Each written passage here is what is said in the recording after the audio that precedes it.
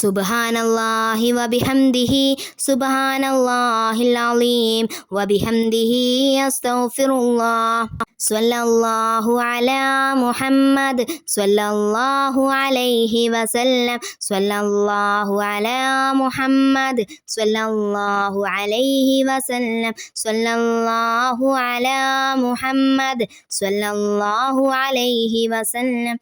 ഇൻഷാ അല്ലാഹ് ഈ ദിക്റുകളും സ്വലാത്തുകളും ഖുർആനുകളും 33 തവണ വീതം ഒറ്റ ഇരുത്തത്തിൽ ഇരുന്നു കൊണ്ട് നിങ്ങൾ ചൊല്ലുക. അതിനുശേഷം ആത്മാർത്ഥതയോടുകൂടി അള്ളാഹുവിനോട് ചോദിക്കുക. നിങ്ങളുടെ മാനസികവും ശാരീരികവുമായ എല്ലാ പ്രശ്നങ്ങളും അള്ളാഹു പരിഹരിച്ചു തരുന്നതാണ്.